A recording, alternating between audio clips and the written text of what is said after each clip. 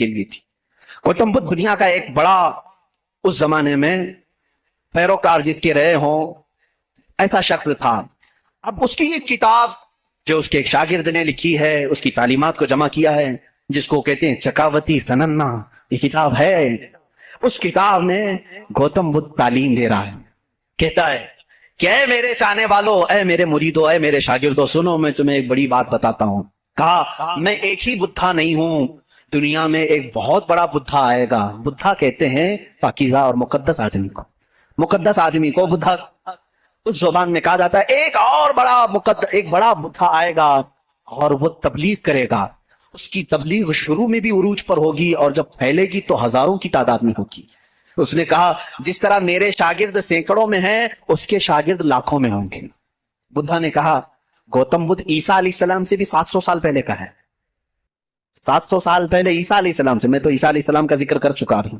گوتم بدھ کی تعلیمات میں یہ ہے، اس کتاب آج بھی ہے چکاوتی سننا جس کا میں ذکر کر رہا ہوں، جس میں ایک لفظ اس نے کہا کہ ایک شخص آئے گا جو لوگوں کے دلوں کو بدل دے گا، لوگوں کو برے اخلاق سے نکالے گا، وہ شراب کو منع کرے گا اور وہ لوگوں کی جانوں کو بچائے گا، وہ عورتوں کی عزت کرے گا اور وہ نہایت ہی حسین و جمیل ہوگا۔ یہ سب الفاظ موجود ہیں۔ اس کے شاگردوں نے پوچھا اب وہ آئے گا تو ہم اس کو کیسے پہچانیں؟ اس نے بھی ایک لفظ کہا، اس نے کہا وہ مائتریہ ہوگا۔ یہ وہی الفاظ میں بیان کر رہا ہوں، تھوڑے خشک ہیں، اس کو سمجھ لیں آپ، اس لیے کہ میری تقریر وہ لوگ بھی سنیں گے تو وہ چیک کریں گے۔ مائتریہ ہوگا، گوتم بدھ کہتا ہے وہ آئے گا، وہ اس کو مائتریہ کہیں گے، مائتریہ کہیں گے۔ مائتریہ کا اب لفظ کا ترجمہ نکالنا پڑے گا کہ کیا ہے یہ، حقیقت میں اس کا معنی کیا ہے۔ مائتریہ کا جب عربی میں ٹرانسلیٹ کیا گیا تو اس کو کہا گیا رحمت للعالمین۔ اس نے کہا اس کو کہا جائے گا مائتریہ۔ مائتری کا مطلب ہوا سارے جہانوں کے لیے جو رحمت ہوگا۔ مجھے بتاؤ میرے عزیزوں، سارے جہانوں کے لیے رحمت میرے نبی کے علاوہ کون بن کر آیا؟ قرآن کہتا وما ارسلناک الا رحمت للعالمین، اے محبوب ہم نے آپ کو سارے جہانوں کے لیے رحمت بنا کر کے بھیجا ہے۔ گوتم بدھ نے پھر جو نشانیاں بتائی ہیں وہ حیرت کی ہیں، حیرت کی ہیں۔ اس کا ایک خادم تھا انندا نام سے، اس خادم کو لے کر کے وہ ہمیشہ چلتا تھا اور اس کی وہ بڑی حفاظت کرتا تھا انندا۔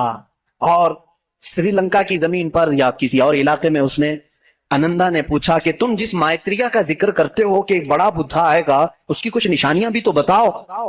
تو اس نے کہا گوتم بدھ نے کہ مجھے جہاں تک معلوم ہوتا ہے جس طرح تو میرا انندا ہے، اسی طرح وہ مائتریہ کا بھی ایک خادم ہوگا جو اسے کندھوں پر بٹھا کر کے ایک غار تک لے جائے گا۔ اور دوسرے کچھ الفاظ میں ہے اس کی تشریح بعض لوگوں نے کہا وہ حضرت انس رضی اللہ تعالیٰ عنہ جو حضور صلی اللہ علیہ وسلم کے خادم تھے، ہمیشہ حضور کے ساتھ رہتے تھے، ہر جنگ میں حضور کے ساتھ سے ڈیفنس کے لیے رہتے تھے، حضرت انس رضی اللہ تعالیٰ عنہ۔ بہرحال اس نے پھر پوچھا انندا نے گوتم بدھ سے کہ بدھا اس کی اور کچھ نشانیاں بتاؤ کہ جب وہ آئے گا تو کیسا ہوگا؟ تو اس نے کہا کہ وہ پیدا ہوگا تو صبح ہو رہی ہوگی، وہ پیدا ہو رہا ہوگا صبح ہو رہی ہوگی، جس سہانی گھڑی چمکا طیبہ کا چمن۔ میرا نبی کس وقت دنیا میں آیا ہے؟ صبح صادق کے وقت ہے، جب صبح سورج ابھی طلوع نہیں ہوتا، جو نماز فجر کا وقت ہو رہا ہوتا ہے، اسی صبح صادق میں میرے آقا کی جلوہ گری ہوئی ہے۔ یہ ان کی کتابوں سے۔ میں پہلے اب یہاں پر ایک بات اس کو واضح کر دوں، اسپشٹ کر دوں اس چیز کو ان کی زبان میں، کہ ہمیں ہماری نبی کو پہچاننے کے لیے کسی دوسرے دین کی ضرورت نہیں۔ میں اپنے نبی کو رحمت للعالمین تسلیم کرتا ہوں، میرا قرآن کہہ رہا ہے بس مجھے کافی ہے۔ میں تو تم سے کہہ رہا ہوں ان لوگوں سے جس کو تم مقدس مانتے ہو، چلو ہم انہی کو اٹھا کر تمہیں بتائیں۔ ظاہر سی بات ہے الفضل لما شہید بہ الاعداء، عربی میں کہا جاتا ہے فضیلت تو اس کی ہے جس کی دشمن بھی گواہی دیتے ہوں۔ اب بدھا یہ کہتا ہے، گوتم بدھ یہ کہتا ہے کہ وہ بدھا آئے گا تو وقت صبح کا ہو رہا ہوگا۔ پھر کہا اس نے کہ اس کی ایک اور علامت میں تمہیں بتاؤں کہ اس کو بہت بڑی بصیرت ملے گی، بہت بڑی بصیرت، نالج اس کے پاس بہت بڑا آئے گا، اتنا بڑا آئے گا کہ وہ اس نالج سے پوری دنیا کو دیکھے گا۔ اتنا نالج اس کے پاس، میں اس کو بصیرت کو نالج کہہ رہا ہوں، اتنی فہم اتنی ادراک اس کو ملے گی۔ یہ گوتم بدھ کہہ رہا ہے اپنے خادم سے انندا سے کہ اتنی نالج اس کو ملے گی کہ اس سے وہ پوری دنیا کو دیکھے گا اور اسی سے وہ پوری دنیا کے نظام کو چلانے کی بات کرے گا۔ لیکن اس کی علامت یہ کہ یہ ہوگی کہ وہ جو نالج، وہ جو بصیرت اس کو ملے گی اس بدھا کو، وہ رات کے وقت ملے گی۔ وہ کب ملے گی؟ رات کے وقت ملے گی۔ میں یہ کہتا ہوں جس بصیرت کا وہ ذکر کر رہا تھا میرے مصطفیٰ کے لیے، وہ قرآن پاک ہے، اور وہ نازل ہوا ہے۔ قرآن خود کہتا ہے انا انزلناہ فی لیلۃ القدر، ہم نے قرآن کو نازل کیا ہے۔ کب نازل کیا ہے؟ لیلۃ القدر میں، رات کے وقت نازل کیا ہے۔ گوتم بدھ کہہ رہا ہے اسے ایک بصیرت ملے گی، بہت بڑی نالج ملے گی، اور وہ رات کے وقت ملے گی، اور وہ رات بہت چمکدار ہوگی۔ وہی تو ہمارا قرآن کہہ رہا ہے لیلۃ القدر خیر من الف شہر۔ اس رات کو تم کیا جانو، وہ ایک رات 1000 مہینوں سے بہتر ہے۔ رات کے وقت بصیرت ملی۔ تیسری اور ایک اس نے علامت بتائی، اس کے خادموں نے بہت پوچھا، انہوں نے پوچھا اچھا کیا باقی بدھوں کے لیے پوچھا، اور اس نے کہا کہ اس کی ایک اور علامت تم دیکھو کہ وہ مائتریہ جو ہے، وہ جو سب سے بڑا بدھا ہوگا، وہ جب دنیا سے جا رہا ہوگا تو وہ بھی رات کا وقت ہوگا، دنیا سے جا رہا ہوگا وہ بھی رات کا وقت ہوگا، لیکن اس کے چلے جانے کے بعد کوئی اس جیسا بدھا قیامت باقی کبھی نہیں آئے گا، کبھی نہیں آئے گا، اور اس رات اندھیرا ہوگا۔ یہ سب اس نے، یہ چکاوتی سننا جو کتاب میں بتا رہا ہوں اس میں، اور کچھ دساتیر ہیں اس میں یہ باتیں بیان کی گئی۔ اب میں آپ کو بتاؤں وفات رسول کے متعلق، میرے آقا صلی اللہ تعالیٰ علیہ وسلم جس وقت دنیا سے رخصت ہو رہے تھے، ماں عائشہ صدیقہ رضی اللہ تعالیٰ عنہا اس کی گواہ ہیں، وہ پیر کا دن تھا، شام ہو چکی تھی، رات کا وقت تھا، بعض روایت میں ہے۔ رسول کریم صلی اللہ تعالیٰ علیہ وسلم اس وقت نزع کی عالم میں تھے، حضرت عائشہ صدیقہ کے زانوں پر سر رکھ کر آرام فرما تھے، اور اچانک دروازے پر دستک ہوئی، اور حضور اکرم صلی اللہ علیہ وسلم نے فرمایا اجازت ہے اندر آ جاؤ۔ حضرت عائشہ نے کہا کون ہے جو اندر آ رہا ہے، اس حالت میں آپ کی تکلیف ہے ابھی؟ رسول کریم صلی اللہ علیہ وسلم نے فرمایا عائشہ یہ وہ آیا ہے جو کسی کے پاس جانے کے لیے کبھی اجازت نہیں مانگتا، وہ ملک الموت، صرف میرے پاس آنے کے لیے وہ اجازت مانگ رہا ہے، اور آج کے بعد پھر کسی کے پاس جانے کے لیے اجازت نہیں مانگے گا، میں نے اجازت دے دی۔ ملک الموت آئے، رسول کریم صلی اللہ تعالیٰ علیہ وسلم کی روح پاک کو نکالا، رب اعلیٰ کے پاس لے گئے۔ یہ حضور کی وفات کے آخری اوقات، وہ بڑے غمگین ہیں، میں پھر جذبات میں ڈوب جاؤں گا۔ حضور اکرم صلی اللہ تعالیٰ علیہ وسلم جب وفات پائے، حضرت عائشہ صدیقہ رضی اللہ تعالیٰ عنہا کو خبر ہی نہیں تھی اس چیز کی، وہ باتیں کرتے ہوئے مصروف تھی، حضور اکرم صلی اللہ تعالیٰ علیہ وسلم کے ساتھ باتیں کرنے میں وہ مصروف تھیں۔ اچانک صدیق اکبر رضی اللہ تعالیٰ عنہ حجرے میں داخل ہوئے، اندھیرا تھا، اندھیرا تھا۔ حضور اکرم صلی اللہ علیہ وسلم کے جسم اقدس کے پاس جیسی آئے، حضرت صدیق اکبر نے محسوس کر لیا کہ اللہ کے آخری رسول اب دنیا سے پردہ فرما چکے، آپ اپنے آنسوؤں کو ضبط نہ کر سکے، آپ نے انا للہ پڑھا اور سیدھے میرے آقا کے ماتھے کو بوسا دیا، اور اس کے بعد روتی ہوئی آنکھوں سے صدیق اکبر نے کہا واللہ لن یجمع الموتین، لن یجمع الموتین، اللہ کی قسم اب اللہ تعالیٰ دوسری موت کبھی آپ پر نہیں لائے گا۔ ایک موت آنی تھی وہ آ گئی، اے رسول اب دوسری موت کبھی نہیں آئے گی۔ حضرت عائشہ نے یہ سن کر کے فوراً استعجاب کا اظہار کیا، وہ کہتی ہیں اس وقت تک انہیں احساس نہیں ہوتا کہ یہ آقا رسول کریم صلی اللہ تعالیٰ علیہ وسلم دنیا سے پردہ کر چکے ہیں۔ حضرت عائشہ کو انہوں نے اٹھایا، میرے آقا صلی اللہ تعالیٰ علیہ وسلم کے جسم ناز کو جب انہوں نے سلایا، جانتے ہو یہ وہ رات تھی، یہ وہ رات تھی۔ حضرت عائشہ کہتی ہیں میرے حجرے میں حضور کا یہ آخری دن تھا، لیکن سوئے اتفاق کہ اس رات میرے گھر میں چراغ جلانے کے لیے تیل بھی نہیں تھا، چراغ جلانے کے لیے تیل بھی نہیں تھا۔ یہ روایت مشہور ہے، جس رات رسول کریم صلی اللہ علیہ وسلم کی وفات ہوئی وہ اندھیری رات تھی، اور اندھیرا کیوں نہ ہو جب سورج غروب ہو جائے، جب آفتاب غروب ہو جائے تو اندھیرا کیسے نہ ہو۔ لیکن میرے عزیزوں اس بات کو میں یہاں بتانا چاہتا ہوں، بدھوں کی بدھزم میں یہ بات بتائی گئی، گوتم بدھ نے یہ خود کہا کہ وہ مائتریہ آئے گا تو روشن ہوگا، جب وہ جا رہا ہوگا تو نہایت ہی اندھیرا ہوگا، روشنی نہیں ہوگی، لیکن اس کا چہرہ چمک رہا ہوگا۔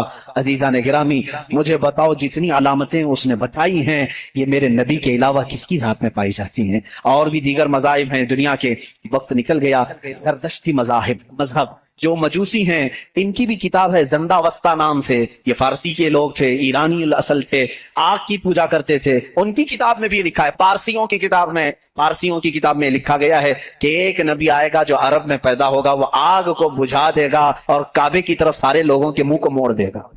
اس نے کہا اس وقت تک لوگوں کا قبلہ کعبہ نہیں تھا، بیت المقدس کی طرف منہ کر کے پڑھتے تھے۔ زندہ وسطہ کتاب یہ فارسیوں کی کتاب ہے جس میں یہ زردشتی مذہب کو مانتے ہیں، وہ اس میں بشارت دی گئی ہے ایک نبی آئے گا، عرب میں پیدا ہوگا، آگ کو بجھا دے گا اور سارے لوگوں کا منہ کعبے کی طرف پھیر دے گا۔ مجھے بتاؤ کعبے کی طرف کسی اور نبی نے نہیں پھیرا بلکہ مصطفیٰ کریم صلی اللہ تعالیٰ علیہ وسلم جب مدینہ طیبہ تشریف لائے اس وقت بھی لوگوں کا قبلہ بیت المقدس تھا، بیت المقدس قبلہ تھا۔ حضور صلی اللہ علیہ وسلم 17 مہینے تک بیت المقدس کی طرف منہ کر کے نماز پڑھاتے رہے مدینہ طیبہ میں۔ ایک علاقہ ہے آج بھی وہاں جہاں آج مسجد قبلتین بنی ہوئی ہے، وہاں میرے آقا صلی اللہ علیہ وسلم ظہر کی نماز پڑھا رہے تھے، 2 رکعت ہو چکی تھی۔ بیت المقدس اس طرف ہے، خانہ کعبہ اس طرف ہے، دونوں اپوزٹ سائڈ میں ہے۔ بیت المقدس کی طرف ہو کر کے میرے آقا امام ہے، نماز پڑھا رہے ہیں، پیچھے صحابہ کی صفیں، 2 رکعت ہوئی تھی۔ حضور کے دل میں یہ خیال آنے لگا کاش ہمارا چہرہ کعبے کی طرف ہوتا تو اچھا ہوتا۔ بیت المقدس بھی افضل ہے لیکن کعبہ وہ ہے جہاں میرے آقا کی ولادت ہوئی ہے۔ میرے آقا کا آبائی وطن حضور کعبے سے نہایت محبت کرتے تھے، اگر ہمارا قبلہ ہمارے چہرے کا رخ اس طرف ہوتا تو زیادہ اچھا ہوتا۔ یہ دل میں خیال کر کے میرے آقا آسمان کی طرف یوں دیکھ رہے تھے کہ کب نماز کی حالت میں 2 رکعت ہو چکی ہے، دوسرے پارے کا پہلا صفحہ ہے، رب تعالیٰ نے اسی وقت جبرائیل کو آیت دے کر بھیجا فَلَنُوَلِّيَنَّكَ قِبْلَةً تَرْضَاهَا۔ آیت کہتی ہے قَدْ نَرَىٰ تَقَلُّبَ وَجْهِكَ فِي السَّمَاءِ، اے محبوب ہم آپ کا آسمان کی طرف چہرہ اٹھانا دیکھ رہے ہیں، ہم عنقریب آپ کے چہرے کو اسی طرف پھیریں گے جہاں آپ کی خوشی ہے۔ اتنی آیت ہی نہیں آئی، اتنی آیت نہیں آئی، اس کے فوراً بعد دوسری اسی آیت میں جبرائیل امین یہ آیت لے کر کے آئے فَوَلِّ وَجْهَكَ شَطْرَ الْمَسْجِدِ الْحَرَامِ۔ اے نبی دیر کس بات کی، اثر میں نہیں، یدی آپ اپنا چہرہ کعبے کی طرف فرمائیں۔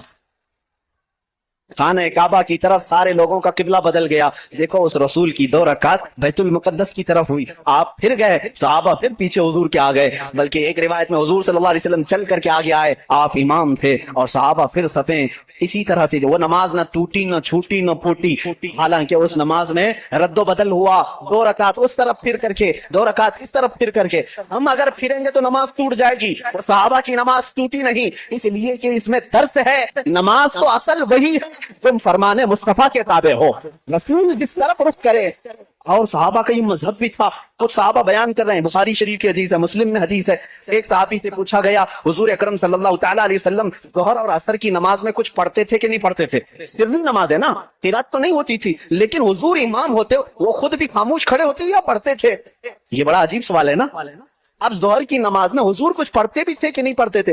سب امام خاموش رہتے ہیں، لیکن آپ نے کبھی پوچھا امام صاحب آپ خاموش تو ہیں، سیدھے منہ بند کر کے کھڑے رہتے ہیں یا کچھ آپ ہلکے ہلکے میں پڑھتے ہیں؟ صحابہ سے کسی نے پوچھا، کچھ صحابہ نے کہا نہیں حضور پڑھتے ہیں، سنائی تو کسی کو نہیں دیتا تھا۔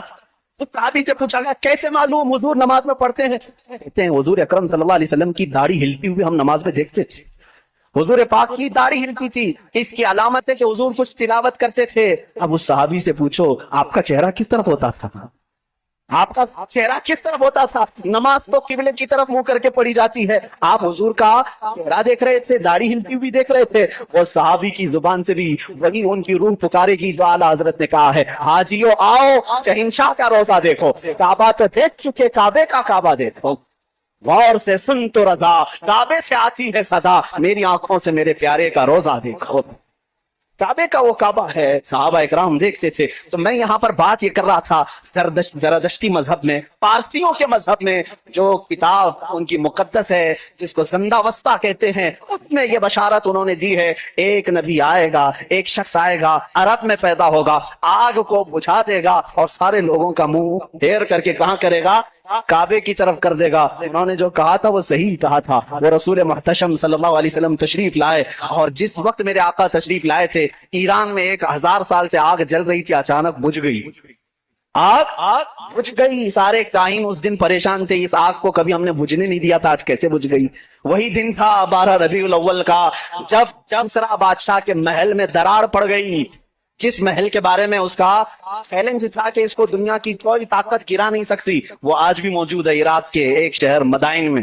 لوگ کہتے ہیں کسریٰ کا محل، ہم دیکھنے کے لیے بھی گئے کئی مرتبہ، اس میں بیچ میں سے ایک دیوار ایسی ٹوٹی ہے کہ اندر سے آدمی جا آ سکتا ہے، اتنی بڑی دراڑ ہے۔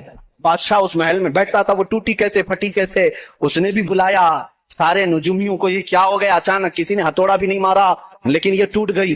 ایران میں ان سارے لوگوں نے بلایا، آگ 1000 سال سے نہیں بجھی تھی، آج کیسے بجھی؟ کسی نے پانی بھی نہیں ڈالا۔ دونوں جگہ جو نجومی جمع ہوئے تھے سبوں نے ایک ہی جواب دیا، ایرانیوں کو، پارسیوں کو یہ کہا آگ کوئی پانی ڈال کر کے نہیں بجھایا، کوئی تو ایسا پیدا ہوا ہے جو اب آگ کے لیے خطرہ ہوگا۔